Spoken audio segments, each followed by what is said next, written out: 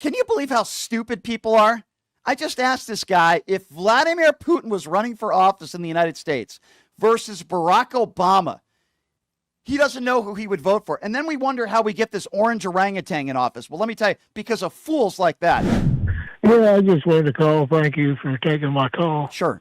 And I just wanted to, I hear you talk a lot about Putin and the United States. Mm-hmm. And I just want to say how Putin, at least he stands up to the United States and doesn't take he's 10,000 times smarter than any politicians we ever had.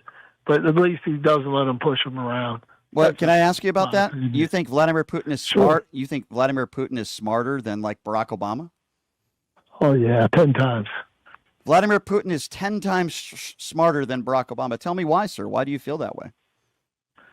I just feel he has a lot of knowledge history-wise, and he's been around a while. And what would lead you to believe that he has a lot of knowledge history-wise? Because he's taking a playbook from Mustache Man? What would make you think that?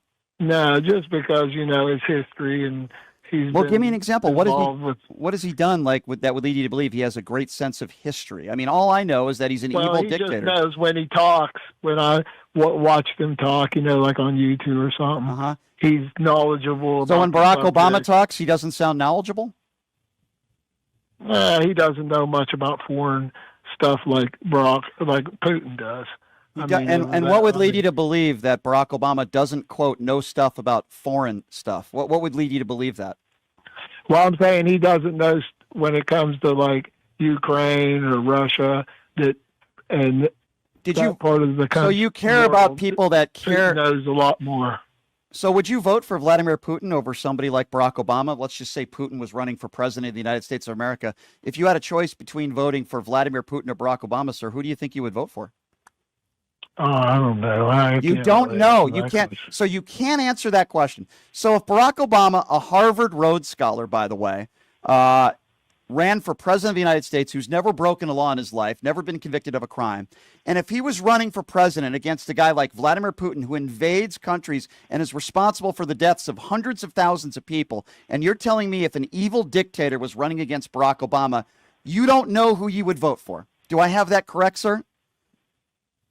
So I don't really understand how you're saying he's an evil dictator. Okay, let me help you. Let me help you understand, sir, because I think you're struggling a little bit. And the fact you can't even answer that question leads me to believe either one of two things or both. Either you're extremely ignorant or you're a racist, or maybe both. They do go hand in hand. But I'm still going to be patient with you, sir, and I'm going to try to collect myself because I cannot believe what I just heard. Why do I say Putin is responsible? I can go by what he just did yesterday. They struck Ukraine yesterday.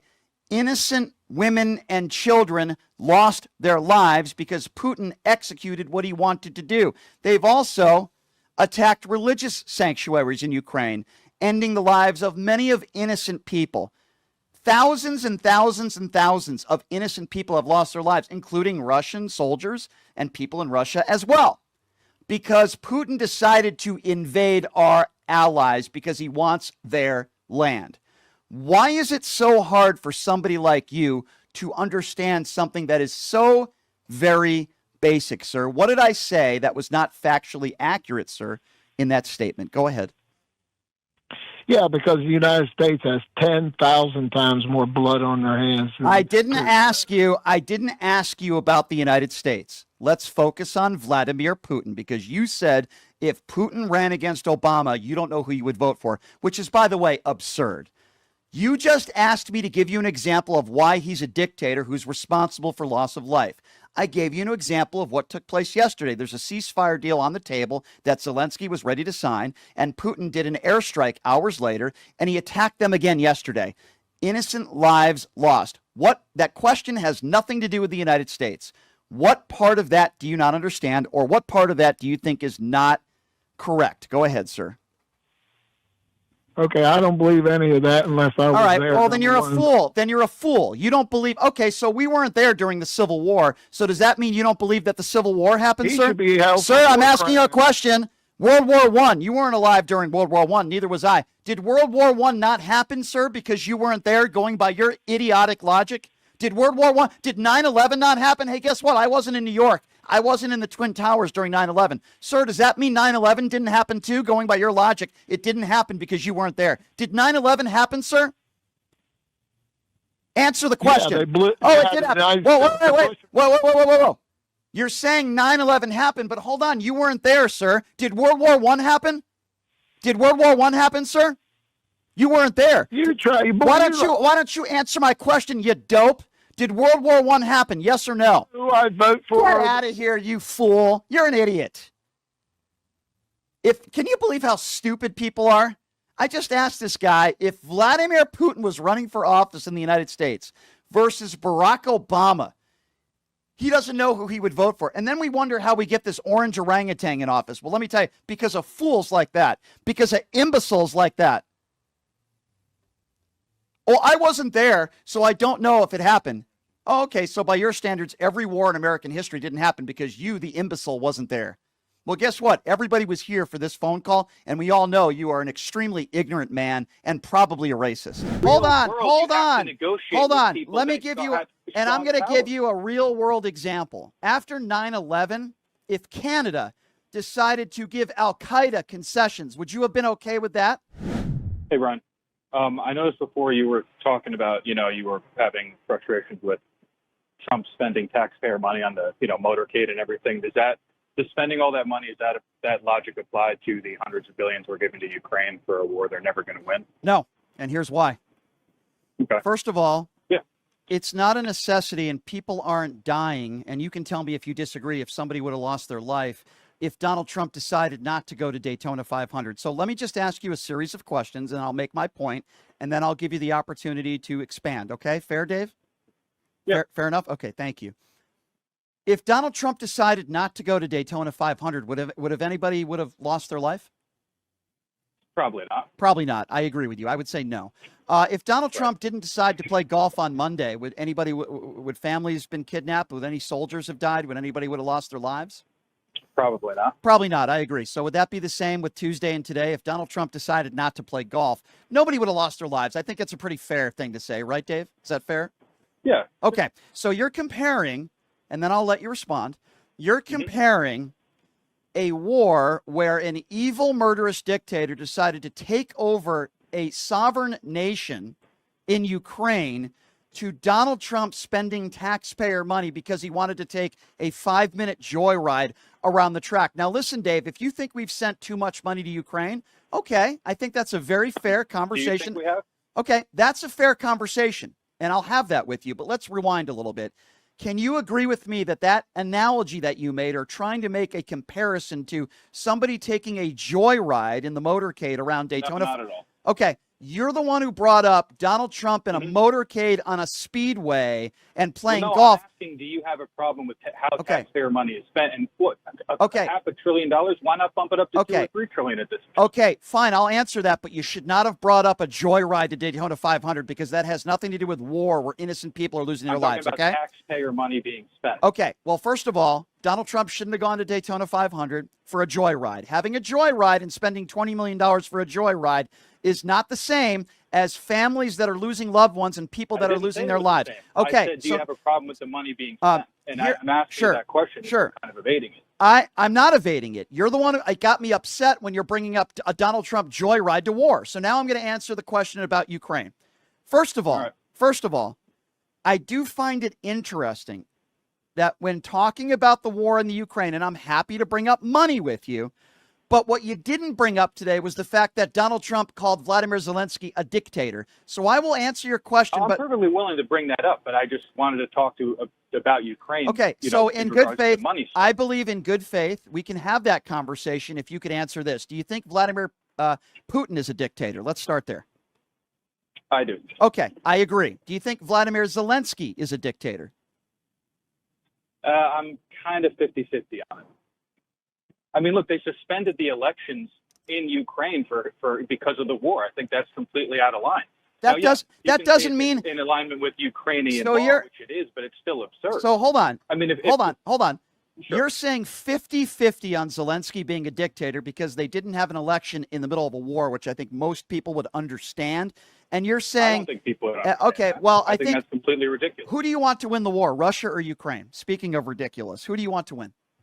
Because if we're going to have I'd like Ukraine to win, but I also live in the real world, and I know that Ukraine lost that war the day it started. They're only being propped up by the U.S. again to the tune of $500 billion. Where is the line going to be drawn? Okay, how much money do we have to spend on this? Okay, hold on.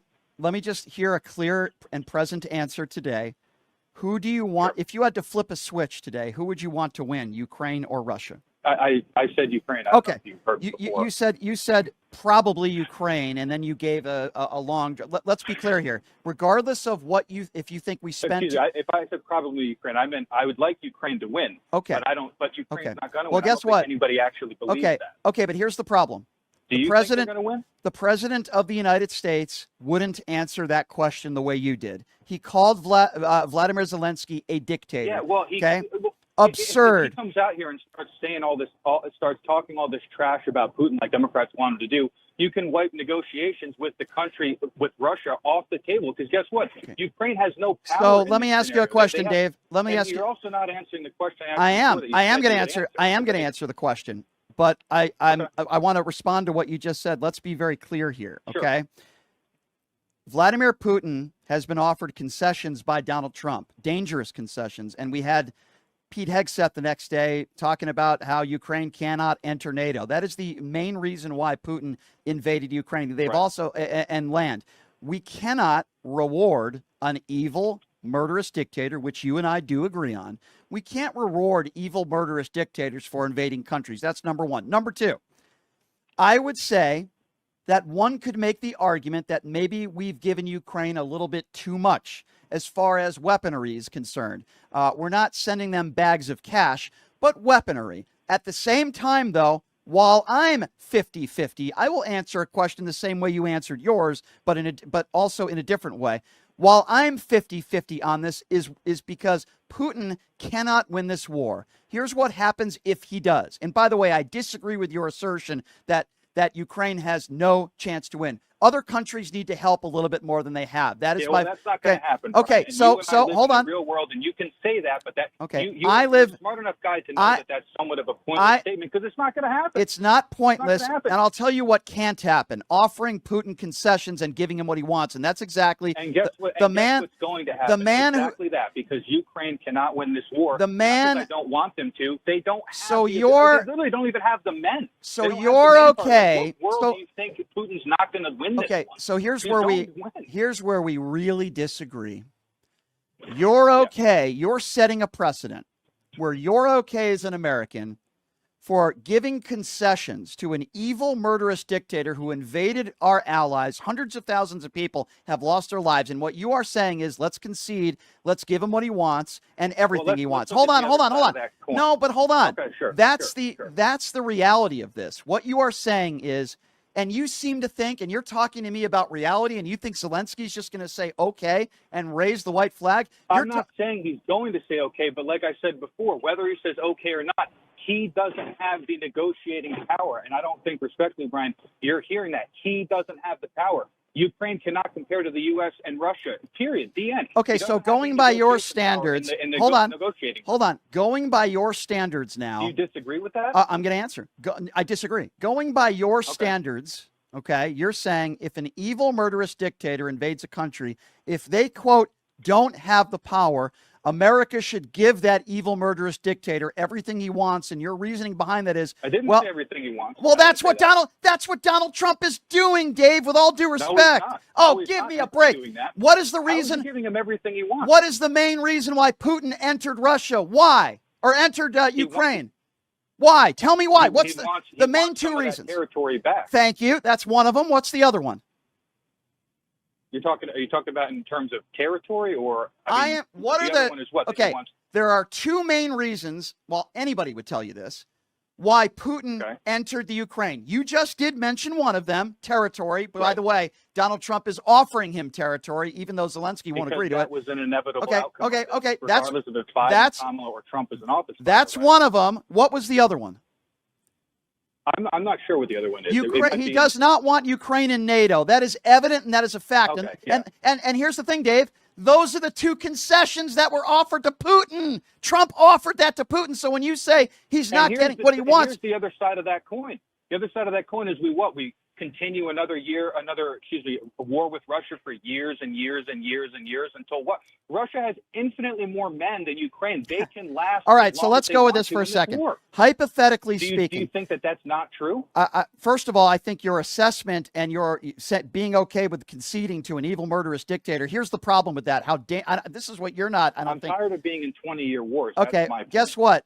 Guess what? Donald Trump has threatened to put troops on the ground in Greenland. He's threatened to put troops on the ground in Gaza. So please stop it. What does that have to do with what we're talking about? Because you're the one who's talking about how much you hate war, and then you voted for a guy who's threatening Greenland, the Panama Canal, and he's threatening to put troops on the ground in Gaza.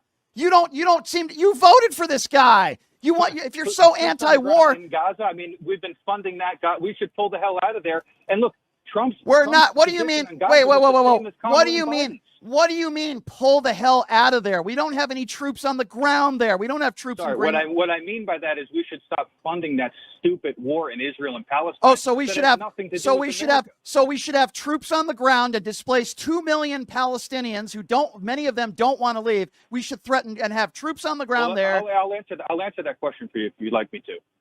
Go ahead. One main gripe I had with Trump when he was running was I couldn't stand his take on Israel and Palestine. And so I'm in agreement with you that what he wants to do there, I think, is completely ridiculous. By the way, not like Kamala or Biden was really any better with Israel and Palestine, but that's a completely separate issue. I do agree. I think his thing on Palestine and Israel is ridiculous. But Dave, hear me out. Hear me out on this, Dave, okay? In the first 4 weeks of Donald Trump's administration, Ukraine-Russia conflict is not better. I think one would argue it's much worse now than it was a month ago.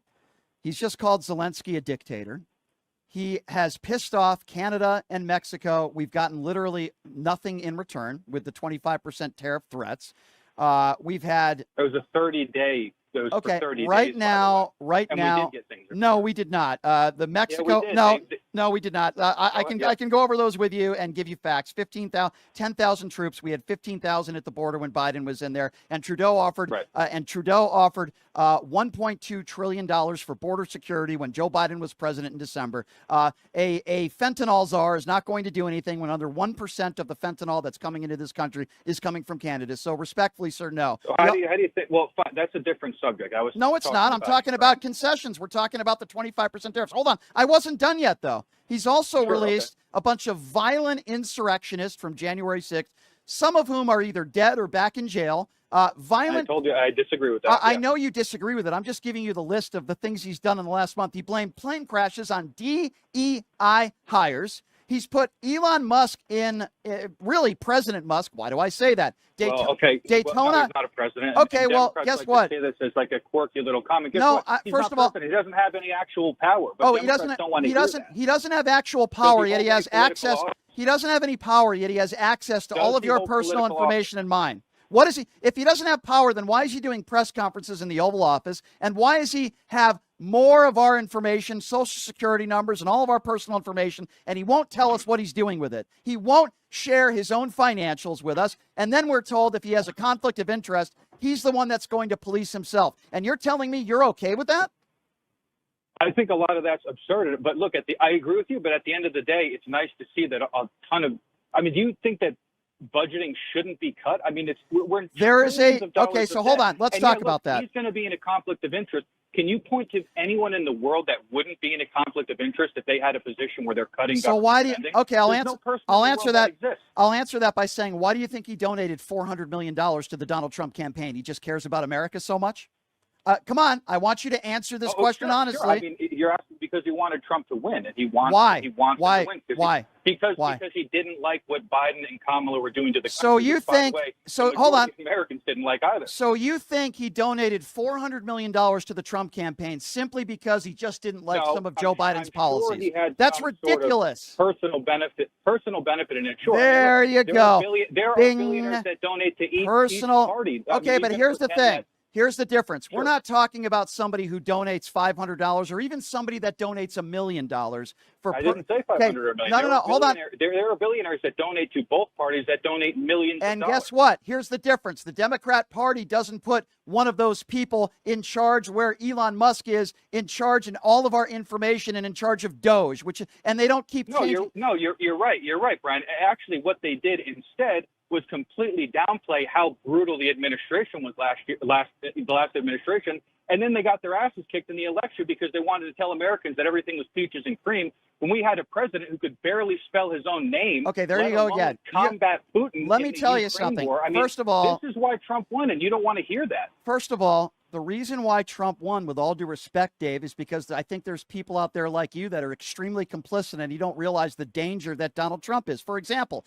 you called into the show, and I'm happy to have a respectful conversation with you, and I think for the most part we always do. I agree. However, you're a nice guy, Brian. I appreciate that, and I think you are as well. But here's my issue. You called into this show, and you didn't seem to bring up the fact, I always have to bring this stuff up, that he called Zelensky a dictator today, and he said Ukraine started this. But yet you don't bring any of that stuff up, and you bring up, geez, I think we've spent too much money on the war. Well, because obviously talking to you, my time is limited, and I wanted to talk about things that I view are more important. Look, Trump says stupid nonsense every day. I completely agree. But it's dangerous. Dave, it's not just stupid, it's what's dangerous. More dangerous is us sending hundreds of billions. When is it going to end?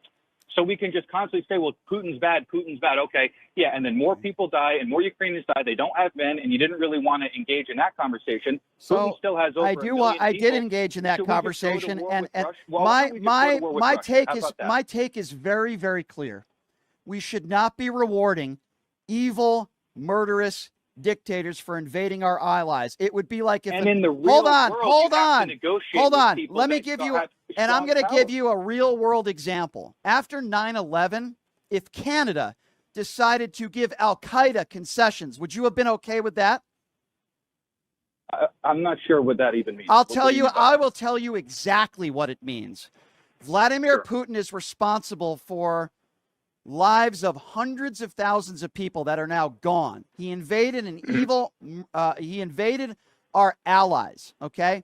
Al-Qaeda decided a terrorist attack in America. They wanted to get rid of, wipe off thousands of innocent Americans. Sadly, they were able to do that. They're both terrorism. They're both evil. And what I'm telling you is after somebody, I'm not going to even say the M word, but ends the life of hundreds of thousands of people, we're supposed to, another country, give concessions to Vladimir Putin and reward him, because that's exactly what. Again, what's the other alternative? To just continue in a fruitless war against Russia? I'll tell you what the alternative is. It's not a sarcastic question. I'm going to give you an honest. What is it? And I'm going to give you an honest answer. And I'll start by saying, if Russia wins, and what I mean by win is Vladimir Putin gets what he wants. He gets land. They're not in NATO. Right. Then I'm going to tell you what is going to happen down the road. He is going to invade more countries. That's where I disagree. I don't see. People want to say he's Hitler. He's evil. I completely agree. But Hitler was a unique evil. I don't see Putin trying to invade all of these other countries. He has a bone to pick with Ukraine. I still don't agree with it. But he's not trying to take over the world like Democrats want us to think he is. Okay, so he's not trying to take over the world, and you don't think he would do this again, even though you're rewarding him with attempting to take over a country and rewarding him with land, which Zelensky will never agree to, and rewarding him with concessions and making sure that Ukraine doesn't get into NATO. And yet you're telling me that you're okay with that, and if we just give an evil, murderous dictator what he wants, everything's going to be fine and dandy, and Vladimir Putin will leave the world alone. Dave, with all due respect, you've got the blinders on, and I disagree with you, but I do appreciate your call. You're supporting and you want to give credit to a dictator who's running an oligarchy? And you want me to give credit for Donald Trump for rolling out the red carpet for a man that's responsible for murdering hundreds of thousands of people? And you want me to give credit? Should we give Donald Trump credit for writing love letters to Kim Jong-un as well? You clown. Yeah, I just, I've been listening to the show today, and especially what the last caller said. She said that nothing's going to happen because Zelensky wasn't brought to the table. Why was the same criticism Why was the criticism a couple months ago when Trump went with Zelensky that he couldn't bring Putin to the table, and now there's still criticism now that Putin's at the table? Okay, I guess I just kind of like, so you're going to call names, but, so I will I just think we need to give some credit. I will only speak for myself. And I will say that I do not give Donald Trump any credit for coddling Vladimir Putin and rolling out the red carpet for him on American soil. No, I'm not going to give Donald Trump any credit. This is the guy who said the war would be over in 24 hours. He lied to the American people under false pretenses. We are no closer to ending the war now than when Donald Trump was in office on day one. So no, sir, with all due respect, I'm not giving Donald Trump any credit. So you think we're objectively not at all closer? Well, let's put it this way, sir. Let me ask you a question. Yesterday, you said, hang on. You said that you don't think we're any way closer. No, and I'm gonna, okay, hold on. Here's why I said that. Okay. Sure. Jerry, last night, the night before Vladimir Putin is meeting Donald Trump on American soil, Putin knows what Trump wants. He wants the war to end. So he claims there were airstrikes yesterday in Ukraine. And you want to ask me the question, do you think we're any closer? Does that not give you the answer? Every single time Donald Trump says, I think Putin wants peace, there's another airstrike where innocent women and children are dead. So why would you ask me that question? Somebody to the table last night, what do you mean to the table? What good does it do to bring somebody to the table when Donald Trump doesn't throw sanctions on Russia? Can you please tell me how Donald Trump has punished Vladimir Putin in the last 7 months?